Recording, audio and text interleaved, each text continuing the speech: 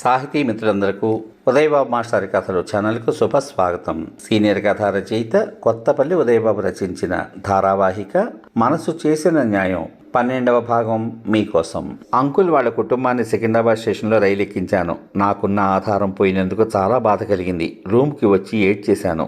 ఏడాది గిర్రును తిరిగిపోయింది. ఉద్యోగం 1 సంవత్సరం పూర్తి చేస్తే జీతం పెరుగుతుందని నాన్నగారు అమ్మతో చెప్పినప్పుడు విన్నాను.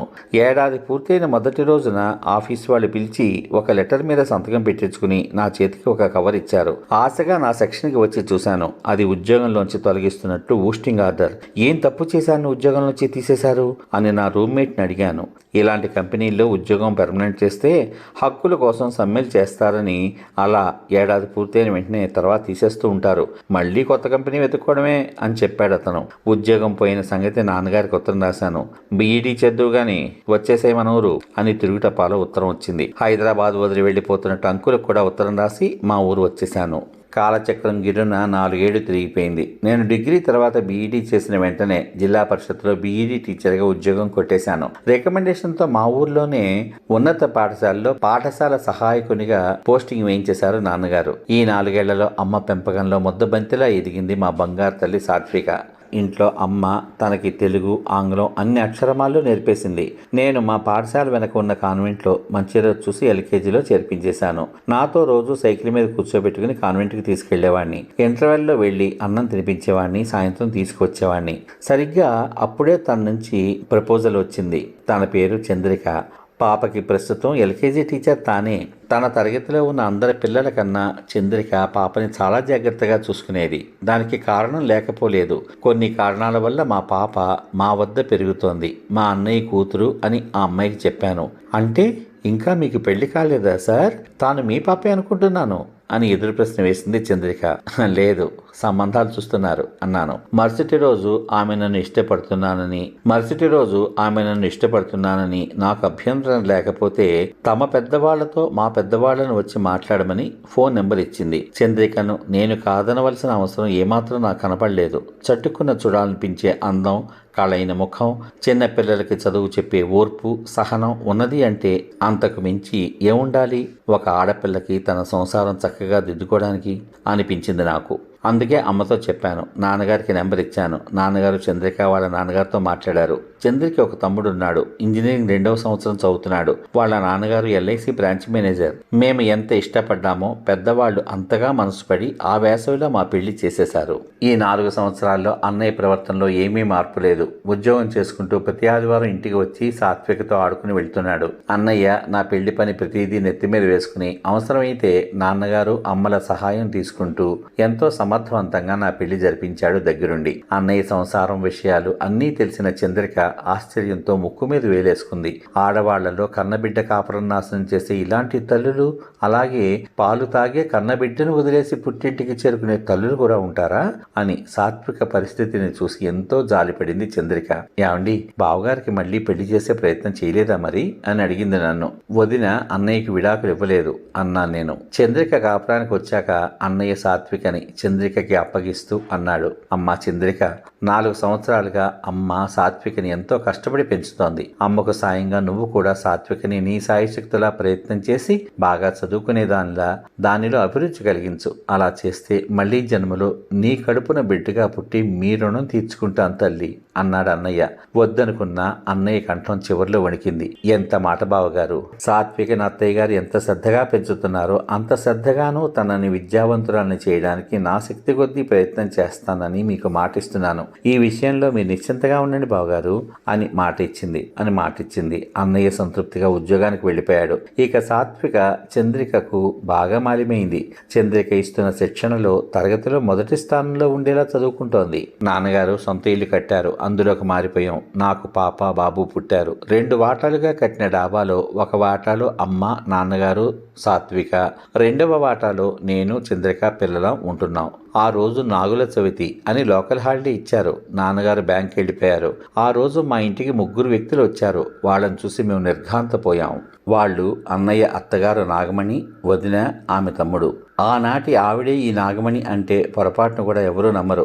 అలాగే వదిన కూడా. వెలిసిపోయిన నేత చీరలో అశోకవనంలో సీతలా ఉంది వదిన. ఆమెలో కనిపిస్తున్నది నుదుట పావళాకాశంత ఎర్రమ కుంకుమ మాత్రమే. కొడుకు అచ్చంగా మావయ్య గారి నోట్లోంచి ఊడిపడ్డట్టే ఉన్నాడు. ఒక్క మాటలో చెప్పాలంటే ఆయనకు కుర్ర డూపులా. చాలా కాలమైంది కాబట్టి నేను నమస్కారం అత్తయ్య గారు అన్నాను. ఆవిడ నన్ను చూసి నమస్కారం చేసింది. చంద్రిక మంచినీళ్లు పట్టుకువచ్చి ఇచ్చింది. మా ఆవిడ చంద్రిక అని పరిచయం చేశాను. ఆవిడ మంచినీళ్లు తాగుతూ నిశితంగా చంద్రికను పరిశీలించింది. ఇంతలో అమ్మ వంటగదిలోంచి వచ్చింది. అత్తయ్య గారు చూస్తూనే అమ్మ చేతులు పట్టుకుంది. వదిన, మీ అన్నయ్య గారిని నిర్దాక్షిణ్యంగా చంపేశారు. చీమకైనా ఆయన సర్వీస్లో కీడు చేసి ఎరుగరు. ఒక పక్క ఎదిగిన పిల్లలు, వాళ్ళ చదువులు. ఆయన పోయిన నాటికి పిల్లవాడి చదువు పూర్తి కాకపోవడంతో ఎన్నో ఇబ్బందులు పడ్డాను. ఓ పక్క పోలీస్ కేసులు, ఆ రైల్వే అధికారుల బెదిరింపులు, ఆఫీసుల చుట్టూ తిరిగి అలసిపోయాను. చివరికి ఎంతో డబ్బు ఖర్చు పెడితే ఆయన కేసు మాఫీ అయింది. ఆ తర్వాత బంగారం, పొలం అంతా అమ్మేసి పై అధికారులకు ఎందరెందరికో కాళ్ళు పట్టుకుని పిల్లాడికి ఆయన ఉద్యోగం ఇప్పించుకోగలిగాను. వాడికి పెళ్లి చేశాను. ఈ హడావిడిలో మిమ్మల్ని ఏడిపించిన పాపానికి నా కూతుళ్ళిద్దరూ వాళ్ళ లవర్స్ని పెళ్లి చేసుకుని వెళ్ళిపోయారు. నన్ను, నా కూతుర్ని క్షమించండి వదినా. నువ్వు క్షమించానంటే గానీ నీ కాళ్ళు వదలను అంది అత్తయ్య గారు. లే వదినా లే, ఈవేళ నాగుల చవితి అని ఉపవాసం ఉన్నాను. నీకు జరిగిన కష్టం ఆనాడు విన్నాను, కానీ మాకెవరూ ఏ కబురు చెప్పలేదు. అందుకే నిన్ను చూడ్డానికి రాలేకపోయాను అంది అమ్మ. అమ్మా విజయ, వచ్చి అత్తయ్య గారికి నమస్కారం పెట్టమ్మా అంది అత్తయ్య గారు. జరుగుతున్నదంతా వింత చూపులతో చూస్తున్న వదిన యాంత్రికంగా లేచి వచ్చి అమ్మకి నమస్కరించింది. అమ్మకి ఎందుకో కన్నీళ్ళు ఆగలేదు. బాగున్నావమ్మా అని అడిగింది వదిన్ని. అని జవాబిచ్చి తలదించుకుంది వదిన. వాడు నా కొడుకు. ఆయన పోయాక పెళ్లి చేశాను. వీడికి కూడా ఒక కొడుకు అంది అత్తయ్య గారు తన కొడుకును చూపిస్తూ. అతను వచ్చినప్పటి నుంచి అటు ఇటు తిరుగుతూ ఫోన్ మాట్లాడుతూనే ఉన్నాడు. మధ్యలో ఆగి ఫోన్ కళ్ళ ముందు పెట్టుకుని ఏదో చూసుకుంటూ ఉన్నాడు. ఇంతలో చిన్నాన్న అంటూ సాత్విక, బయటికి వచ్చిన సాత్విక నా దగ్గరగా వచ్చింది. సాత్వికను చూడగానే వాళ్ళ ముగ్గురి కళ్ళు ఒక్కసారిగా మెరిచాయి. ఎవరు వదిన ఈ పాప? భలే ముద్దొస్తోంది. మీ అమ్మాయా అని అడిగింది నన్ను. మీ మనవరాలే, పేరు సాత్విక అన్నాను నేను. మేం బారసాల్లో పెట్టుకునే పేరు ఉజ్వల కదా, సాత్విక ఏమిటి అంది అత్తయ్య గారు. మీరు బారసాలు చేసుకున్నప్పుడు నేను ఆసుపత్రిలో ఉండడం వల్ల రాలేకపోయానుగా. మీరు ఆ పేరు పెట్టుకున్నట్టు మాకు తెలీదు. మాకు తాను ఎప్పుడూ సాత్వికే అంది అమ్మ. ఈవిడెవరో తెలుసా అని అడిగింది వదిన దగ్గరకు సాత్విక రెక్క పట్టుకుని చూపిస్తూ అత్తయ్య గారు. తెలీదండి అంది సాత్విక. మీ అమ్మ పేరు విజయ. అమ్మా, నీ పేరు విజయ అని అడిగింది సాత్విక వదిన చేపట్టుకుని. అవును, మరి నీ పేరేమిటి అడిగింది వదిన. సాత్విక. ఏం చదువుకుంటున్నావు? 4వ తరగతి. మా క్లాస్లో ఫస్ట్ ర్యాంక్ నాదే తెలుసా అంది సాత్విక కళ్ళు గుండ్రంగా తిప్పుతూ. అలాగా అన్న వదిన ఒక్కసారిగా 2 చేతులు చాచి సాత్వికను గుండెలకు హత్తుకుంది. అలా ఒక 2 క్షణాలు ఉండిపోయిన వదిన కళ్ళల్లో నీళ్లు. ఫోటో చాలా బాగుంది అక్క అని వదిన తమ్ముడు వదినను సాత్వికను ఫోటో తీశాడు. నాకు కూడా తీరా అబ్బాయి అని అత్తయ్య గారు వదిన పక్కన కూర్చుని వదిన చేతుల్లోంచి పాపను తీసుకుని తన ఒళ్ళో కూర్చోబెట్టుకుంది. అతను చకచక స్మైల్ స్మైల్ అంటూ 5-6 ఫోటోలు తీసేశాడు. చిన్నాన్న, నాకు ఈ లెక్క చెప్పవా అంటూ సాత్విక నా చేయి పట్టుకుంది. నేను సాత్వికతో లోపలికి నడిచాను. మరో 10 నిమిషాలు వాళ్ళు ఏం మాట్లాడుకున్నారో అమ్మ నన్ను బయటికి పిలిచింది. నేను బయటికి వచ్చేసరికి అత్తయ్య గారు అంటోంది, ఆయన పోయిన సంవత్సరానికి మా నాన్న కూడా పోయాడు. నీకు తెలుసా? రాకపోకలు లేవుగా, నీకు తెలియదులే. మా నాన్న నాకు ఇచ్చిన పొలం ఇక 1 ఎకరమే మిగిలింది వదిన. దాన్ని బేరానికి పెట్టాను. ఎలాగా అటు వెళ్తున్నామని పాతింటికి వెళ్తే మీ అడ్రస్సు మీ ఇంటి వాళ్ళు చెప్పారు. వెతుక్కుంటూ ఇలా వచ్చాం. వెళ్ళొస్తామయ్యా అంది అత్తయ్య గారు. అలాగేనండి అన్నాను నేను. ఏమిరా, వచ్చిన పని అయిందా? వెళ్దామా మరి అడిగింది అత్తయ్య గారు తన కొడుకుని. అయిందమ్మా అన్నాడు అతను.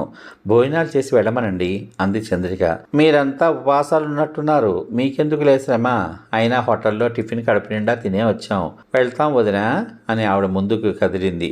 ఆమె కొడుకు అనుసరించాడు. కానీ వదిన మాత్రం సాత్విక కనిపిస్తున్నంతసేపు వెనుదిరిగి చూస్తూనే వెళ్ళిపోయింది. వాళ్ళు ఎందుకు వచ్చి వెళ్లారో, వాళ్ళకి అయిన పనేమిటో నాకు అప్పుడు అర్థం కాలేదు. కానీ వాళ్ళు వచ్చి వెళ్తే ఖచ్చితంగా ఏదో ఒక ఫలితం మాకుంటుంది అని ఆ తర్వాతే తెలిసింది. సశేషం. ఇంతవరకు మీరు సీనియర్ కథా రచయిత కొత్తపల్లి ఉదయబాబు రచించిన ధారావాహిక మనసు చేసిన న్యాయం 12వ భాగం విన్నారు. ఈ భాగంపై మీ అమూల్యమైన అభిప్రాయాలను వీడియో కింద పొందుపరచమని కోరుకుంటూ మళ్ళీ 13వ భాగంలో రేపు కలుద్దాం.